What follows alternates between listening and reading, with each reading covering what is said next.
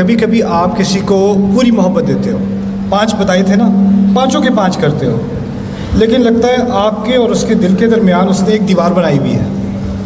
آپ کی محبت کا کوئی اثر ہی نہیں ہوتا، آپ کے الفاظ کا کوئی اثر نہیں ہوتا، آپ کے تحفوں کا کوئی اثر نہیں ہوتا، آپ کی خدمت کا کوئی اثر نہیں ہوتا.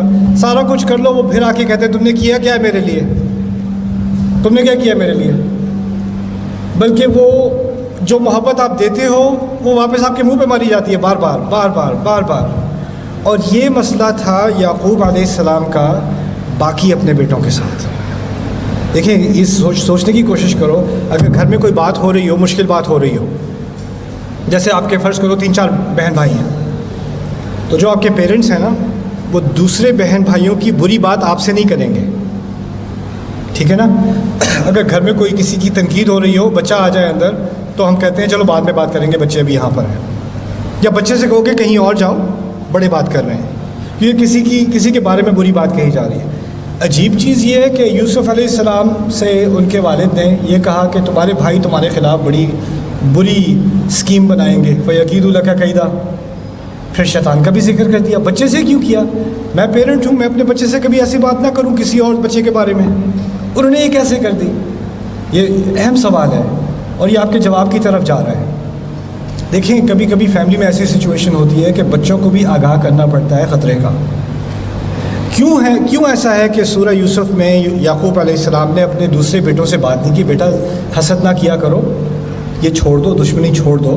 اللہ کے نبی ہیں، ان سے زیادہ اچھی نصیحت کون کرے گا؟ بات اس طرف اشارہ کیا جا رہا ہے کہ شیطان کے وسوسے کے ذریعے کبھی ایسی دیوار بن جاتی ہے نا کہ آپ اس کو اپنے الفاظ سے، اپنی محبت سے، اپنے اخلاق سے توڑ نہیں سکتے. جو بھی کر لو وہ ویسے کے ویسے ہی رہتے ہیں. اور جب ایسا ہو جاتا ہے نا تو اس دیوار کو اللہ اور طریقوں سے توڑتا ہے. جو دیوار محبت سے نہیں ٹوٹتی اس کو اور طریقے سے توڑنا پڑتا ہے. جب کئی سال بعد وہ بھائی یوسف علیہ السلام کے سامنے آئے ہیں تو یوسف علیہ السلام نے انہیں فوراً ایکسپوز نہیں کیا، پتہ ہے میں کون ہوں، ایسا نہیں کیا. بلکہ اس قصے کا ایک عجیب ترین ایپیسوڈ یہ ہے کہ ان کو واپس بھیجا، پھر بلایا، پھر واپس بھیجا، پھر بلایا. ابھی تک جو قصہ چل رہا تھا بہت آسانی سے آپ فالو کر سکتے ہو.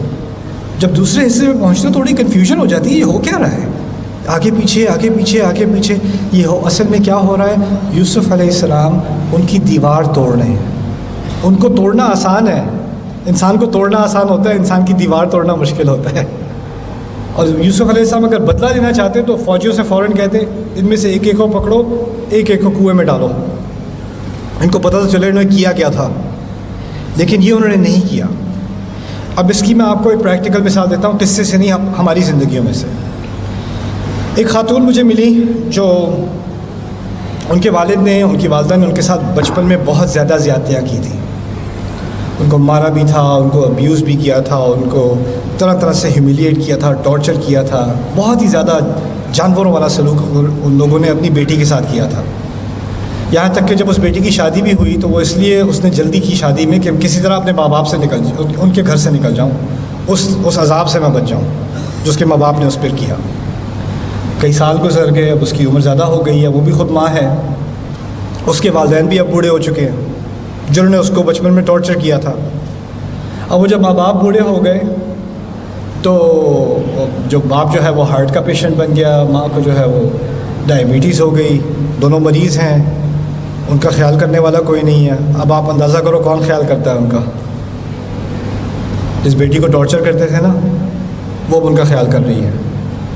وہ میرے پاس آئی، اس نے مجھے کہا ان کی خدمت کرتے ہوئے میرے دل کے اندر اتنی تکلیف ہوتی ہے، مجھ سے رہا نہیں جاتا.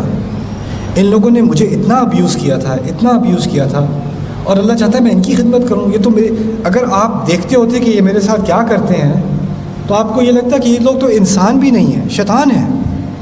میں کیسے ان کی خدمت کروں، کیسے ان کو معاف کروں؟ پھر مجھے لوگ کہتے ہیں معاف کرو معاف کرو، معاف نہیں کرو گے تو اللہ معاف نہیں کرے گا. کہ میں نہیں کر سکتی معاف. ایک تو اس طرف سے مجھ پر عذاب آیا، اب آخرت میں بھی عذاب آئے گا کہ معاف نہیں کر سکتی. میں نے سوال پوچھا کس نے آپ سے کہا ہے کہ معاف کرنا فرض ہے؟ کہاں سے غلط فہمی ملی ہے آپ کو؟ وَلَمَنِ انتصر بعد ظلمه فَأُولَئِكَ مَا كَانَ عَلَيْهِم مِّن سَبِيلٍ. اگر کوئی اپنی مدد کرنے لگے اگر انصاف کی طلب کرے، اس کو باقاعدہ ڈیمانڈ کرے، اس کے خلاف آپ کوئی کیس نہیں کر سکتے. اللہ تعالیٰ نے اس کی کھلی چھٹی دے دی. اور پھر بعد میں بھی یہ بھی کہا ہے فمن عفا واصلح فاجرہ علی اللہ، جو معاف کر دے اور ریکنسائل کر سکے، کر لے، اس کا اجر اللہ کے ہاتھ، اس کے اللہ کے ذمہ ہے.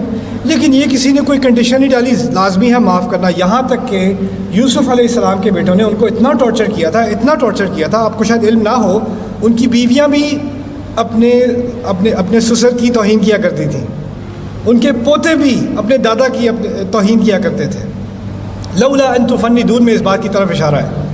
یعنی صرف بیٹے ہی توہین نہیں کرتے تھے، انا ابانا لفی ضلال مبین انک فی ضلالک القدیم، بلکہ ان کا پورا گھرانہ ایک نبی کو جانتے ہوئے کہ وہ نبی ہیں کئی سالوں ان کی توہین کرتے رہے، وہ ٹارچر سے گزرے ہیں. اور بعد میں جب سارا معاملہ حل ہو گیا تو آتے ہیں ہمارے لیے بھی دعا کر دیں، یا ابت استغفر لنا. یہ کوئی آسان کام ہے؟ یہاں تک کہ نبی کے لیے بھی آسان نہیں ہے. اس نبی نے بھی کہہ دیا، یہ نہیں کہا اجل یا ای یا نعم، کہا سوفا استغفر لکم ربی، کروں گا ذرا بعد میں، ابھی نہیں، ابھی دل تیار نہیں ہے. اب وہ معافی مانگنے آ بھی رہے ہیں لیکن ابھی دل تیار نہیں ہے. اس چیز کو بھی اللہ تعالیٰ نے اکنالج کیا ہے، اللہ تعالیٰ نے انسان کی تکلیف کو اکنالج کیا ہے. تو اگر آپ کے دل میں ایک سختی آ گئی ہے نا، تو ایک طرح سے تو آپ انسان ہو، آنی تو تھی. جس کے ساتھ سختی کی گئی ہو اس کے دل میں سختی تو آئے گی. اللہ تعالیٰ نے ہمیں انسان ہی بنایا آخرکار. لیکن اگر آپ کو اس کا حل چاہیے نا، تو یا تو آپ انتظار کریں اس وقت تک جب آپ اس پوزیشن میں ہو کہ آپ اس بات کو، یعنی بدلہ لینے کی بات نہیں ہے، دیوار توڑنے کی بات ہے، اس کو آپ ایڈریس کر سکیں. جیسے اس عورت نے کہا کہ میں اپنے ماں باپ کو معاف کرنا چاہتی ہوں، میں کر نہیں سکتی. میں نے کہا اگر کرنے کا کوئی امکان بھی ہے نا، تو اس کا پہلا سٹیپ یہ ہوگا کہ آپ کو ان کی غلطی سے ان کو آگاہ کرانا پڑے گا، آپ کو کنفرنٹ کرنا پڑے گا. دیکھیں آپ نے یہ کیا تھا، آپ کو یاد ہے؟ آپ نے جو کیا تھا آپ کو یاد ہے؟ دیکھیں یوسف علیہ السلام کچھ غلطی کا ذکر کیے بغیر بھی معاف کر سکتے تھے، ٹھیک ہے نا؟ لیکن جب انہوں نے کہا ہے نا هل علمتم ما فعلتم بيوسف واخيه، کیا جانتے ہو کیا کیا تھا تم نے یوسف اور اس کے بھائی کے ساتھ؟ اذ انتم جاہلون، جب تم اپنے ہی جذبات میں گم تھے. جب تم جہالت کا تعلق جذبات سے بھی ہے، جب تم اپنے جذبات میں گم ہو کے تم نے جو نفرت دی ہے مجھے، میرے بھائی کو، جانتے ہو تم نے کیا کیا تھا؟ یعنی کنفرنٹ کرنا پڑتا ہے. اگر کنفرنٹ نہیں کرو گے تو وہ دیوار نہیں ٹوٹے گی. اور ہو سکتا ہے اس دیوار ٹوٹنے کے بعد پھر امکان ہوتا ہے، ہو سکتا ہے کہ میں معاف کر سکوں. لیکن جب تک وہ نہیں ہوگا نا، تو معافی جو ہے وہ بھی آرٹیفیشل ہوتی ہے. اس طرح ہم لوگ، بچوں کی لڑائی ہوتی ہے تو کہتے ہیں چلو گلے لگو، ہاتھ ملاؤ، مسئلہ حل ہو جاتا ہے ایسے. وہ گلے لگاتے ہوئے بھی میں تجھے چھوڑوں گا نہیں، ہاتھ بھی ذرا زور سے دبائے گا وہ. لیکن دل میں تو بات رہ گئی نا. ہم اوپر سے مسئلہ حل کرتے ہیں، اندر کا مسئلہ حل نہیں کرتے. اندر کا مسئلہ تبھی حل ہوگا جب آپ کسی کو کنفرنٹ کرو گے.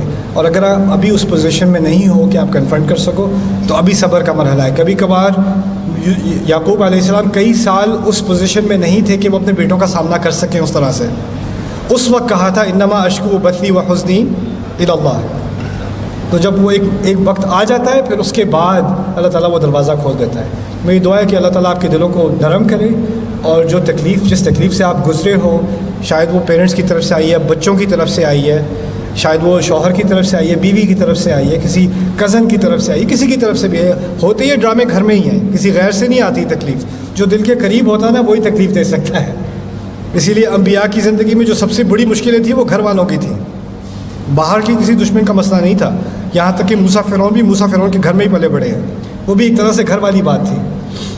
تو یہ چیزیں جو آپ کی فیملی میں ہوتی ہیں، میری دعا ہے کہ اللہ تعالیٰ آپ کے دل کو وہ صلاحیت دے کہ آپ اس کا سامنا کر سکو انشاءاللہ.